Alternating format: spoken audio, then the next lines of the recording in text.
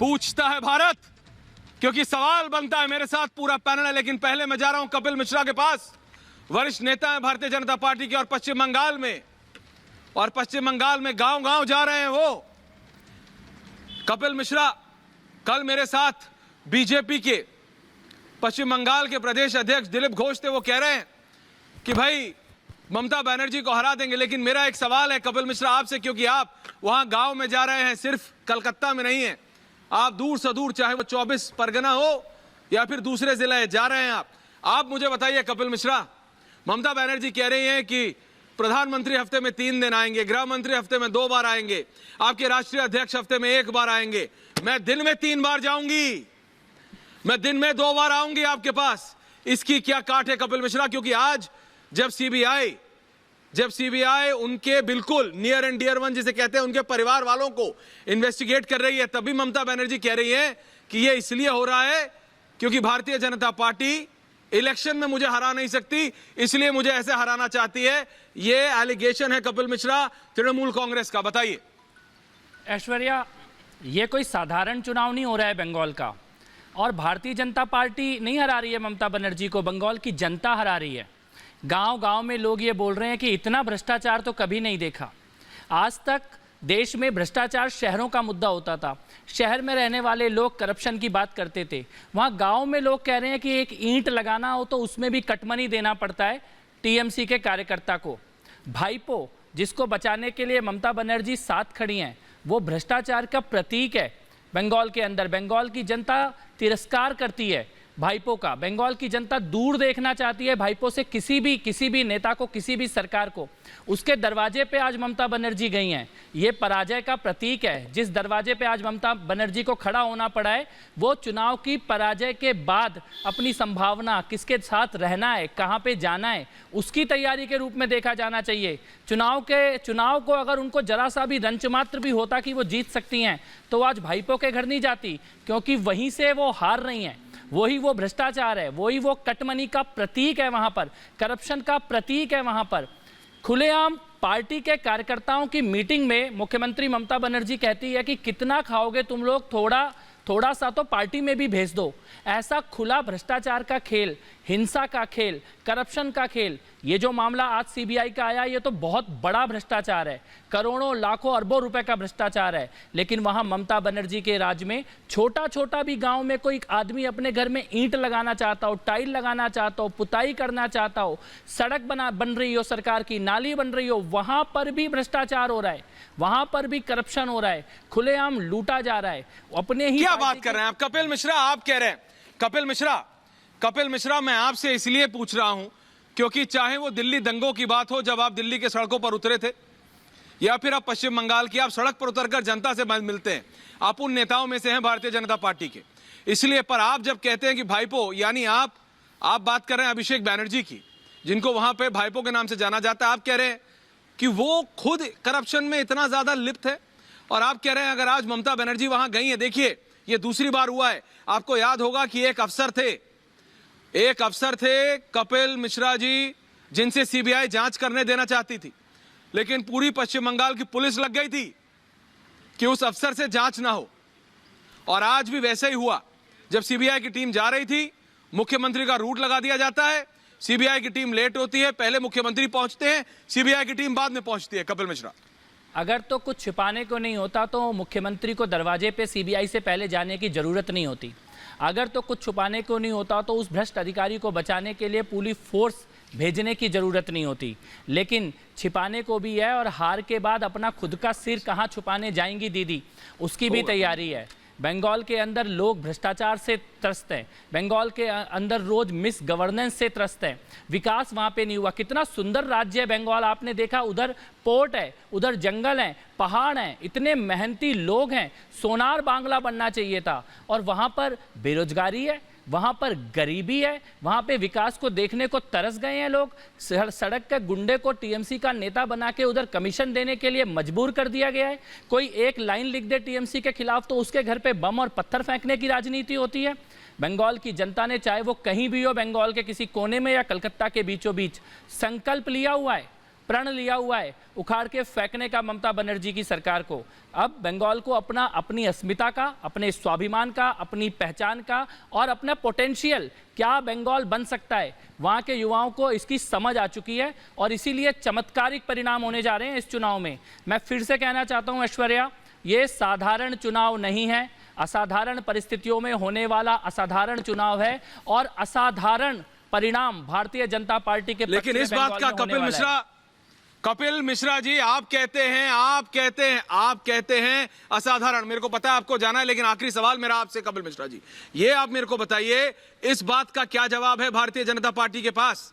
आप वहां पर गए, आप वहां पर कैंपेनिंग कर रहे हैं, गांव-गांव, जिले-जिले, घर-घर, कि ममता बनर्जी की काट लोकल चेहरा क्या है बीजेपी के पास? क्योंकि जब ममता बनर्जी कहते हैं कि प्रधानमंत्री हफ्ते में 3 बार आएंगे, मैं दिन में 3 बार आऊंगी, नहीं, कपिल मिश्रा जी बताइए। अभी तो वो 3 बार नहीं 30 बार आएंगी क्योंकि उनकी सत्ता जारी है। लेकिन आप अगर बोले कि ममता जी की काट क्या है, तो भारतीय जनता पार्टी का हर एक कार्यकर्ता उनकी काट है। उनसे बेहतर मुख्यमंत्री और उनसे बेहतर सरकार तो कोई भी कार्यकर्ता वहां पे चला सकता है। बंगाल की जनता इस वक्त त्रस्त है, ऐसा इसको आप, पर आप उनकी पॉपुलैरिटी को अंडरमाइन कर रहे हैं कपिल मिश्रा। आपको नहीं लगता कि आप उनकी पॉपुलैरिटी को अंडरमाइन कर रहे हैं? देखिए, करप्शन एक बहुत बड़ा इशू है, लेकिन वो 2 बार की मुख्यमंत्री हैं तो उनकी कुछ तो पॉपुलैरिटी होगी। जनता भी तो, पश्चिम बंगाल की जनता ने 2 बार जिताया है। प्रधानमंत्री की पॉपुलैरिटी राष्ट्रीय स्तर पर कोई मैच नहीं है, ये आप भी जानते हैं और मैं भी। लेकिन जब बात पश्चिम बंगाल की हो तो ममता बनर्जी की पॉपुलैरिटी को भी तो आपको काट देनी पड़ेगी ना, टक्कर देनी पड़ेगी। एक बहुत ही प्रैक्टिकल सवाल है कपिल मिश्रा जी। ऐश्वर्या, मैं बड़ा प्रैक्टिकल सा आंसर दूंगा। इस देश के खिलाफ 2 विशैली शक्तियां हैं। एक शक्ति है कम्युनिस्ट और एक शक्ति है कांग्रेस। ममता बनर्जी दोनों का कॉम्बिनेशन है, 2 पॉइजनस पावर्स का कॉम्बिनेशन है टीएमसी, कांग्रेस और कम्युनिस्ट का। और इसी कम्युनिस्ट प्रकार के शासन को उखाड़ने के लिए तो ममता बनर्जी को सत्ता में लाए थे बंगाल के लोग। अभी उससे भी ज्यादा हिंसा, उससे भी ज्यादा भ्रष्टाचार, उससे भी ज्यादा भाई भतीजावाद, भतीजे के घर पे खड़ी है मुख्यमंत्री। इससे बड़ा भाई भतीजेवाद का और क्या प्रतीक हो सकता है भारत की राजनीति में कि जिसके दरवाजे पे सीबीआई होनी चाहिए, वहां दीवार बन के दीदी खड़ी हो गई है। आप इस बात को समझिए। आपको लगता है ये यहाँ दिल्ली में बैठ के लगता है पॉपुलैरिटी कौन है, लीडर कौन है? वहां जब एक बंगाली के नाते आप सोचेंगे तो वो तो केवल इतना कह रहे हैं, एटा चोलबे ना दीदी, एटा चोलबे ना। ऐसे नहीं होता है, ऐसा बंगाल नहीं चाहिए था, सोनार बंगाल चाहिए था। एटा चोलबे ना कपिल दा, लेकिन ये भी तो वो भी तो पूछ रहे हैं। जी ऐश्वर्या, कपिल दा, लेकिन वो ये पूछते हैं, पश्चिम बंगाल का युवा पूछता है, आप यो कहते हैं बीजेपी ममता बनर्जी को गलत कहती है, बीजेपी कहती है कि टीएमसी करप्ट है, बीजेपी कहती है कि टीएमसी कुछ काम नहीं करती, भाईपो गलत है, कट मनी है, सब कुछ है। आपकी सारी बात मान ली, चलिए 1 मिनट के लिए। लेकिन वो कहते हैं कि हमको इन सबसे ज्यादा विकास चाहिए। हमको विकास दे दीजिए, हमको नौकरी दे दीजिए, यहाँ पे कंपनी ले आइए। हमारे बच्चे, हमारे लड़का लड़की बाहर जाते हैं, हैदराबाद बंगाल पढ़ने जाते हैं, पंजाब हरियाणा नौकरी के लिए जाते हैं, और वहां नहीं मिलती तो दिल्ली बंबई बंगलौर जाते हैं। बिल्कुल, पूरी दुनिया में बंगाल का मस्तिष्क, उनका ज्ञान, उनकी ऊर्जा, उनके युवा पूरी दुनिया में नाम कमा रहे हैं। लेकिन जो ग्लोबल डायस्पोरा है, बंगाली डायस्पोरा, कभी उनसे बात कीजिए। मैं एनआरआई बंगाली से बात करता हूँ, इतनी निराशा उनके मन में होती है अपनी मातृभूमि को लेकर, अपनी बंगाल को लेकर, कि उधर विकास भी नहीं हो रहा और देश के खिलाफ काम भी हो रहा है, धर्म के खिलाफ खुलेआम बोला भी जा रहा है।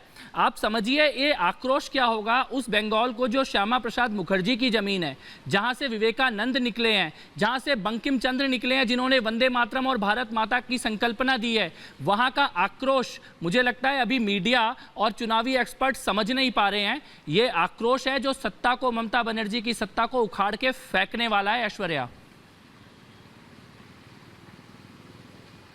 नहीं, लेकिन फेंकने वाला है। लेकिन एक बहुत बड़ा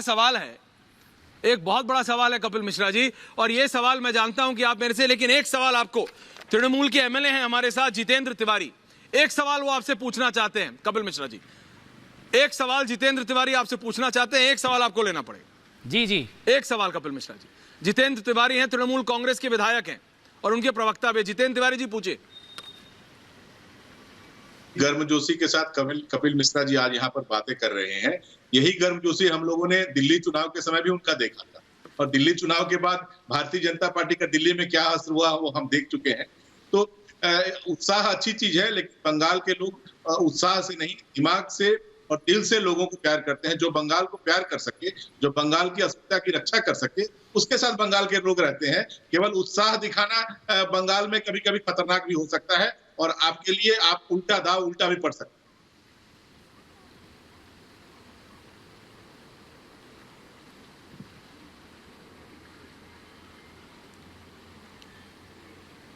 बोलिए बोलिए कपिल मिश्रा जी। नहीं, मैं तो आपने जो भी कहा उस पर सवाल उठा रहे हैं वो नहीं, तृणमूल के विधायक तिवारी जी की बात को तो मैं तो ये कहता हूँ कि इतनी अच्छी बात बोली है उन्होंने कि खाली उत्साह से होना ही नहीं चाहिए, लोगों को विकास चाहिए, काम चाहिए, बदलाव चाहिए, भ्रष्टाचार का अंत चाहिए। ये इसमें से किसी बात का विरोध तो तिवारी जी कर ही नहीं सकते हैं।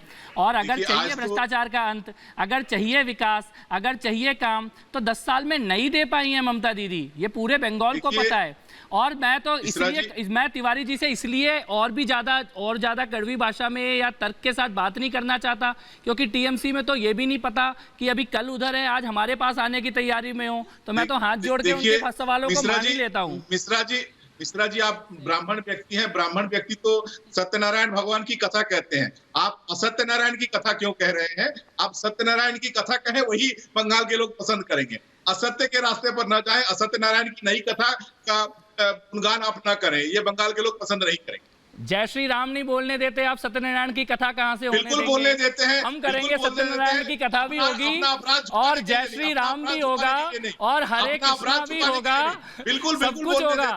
और मुझे अच्छा लगा गौरव भाटिया आ रहे हैं, मुझे अच्छा लगा गौरव भाटिया आ रहे हैं वरिष्ठ, बिल्कुल मुझे अच्छा लगा कि आप सत्यनारायण की कथा करने वालों में से हैं। और सत्यनारायण की कथा भाजपा के शासन में ही हो पाएगी, ममता दीदी के शासन में तो नहीं हो पाएगी। वहां तो कलमा पढ़ा जाता है, वहां तो कलमा पढ़ा जाता है। कथा कह रहे हैं ना, कलमा पढ़ने वाले कब से सत्यनारायण की कथा करने लगे? आप तो असत्यनारायण की कथा कह रहे हैं ना, यही कलमा पढ़ने वाले कब से सत्यनारायण की कथा कहने लगे? मिश्रा जी, आप सत्यनारायण की कथा कहें, असत्य के रास्ते पर क्यों जा रहे हैं? सत्यनारायण की कथा होने दीजिए ना, ममता जी जाएंगी तभी हो पाएगी वहाँ पे। वहाँ तो कलमा पढ़ा जाता है सरकारी मंचों से। आप तो असत्यनारायण की कथा पर आ गए ना।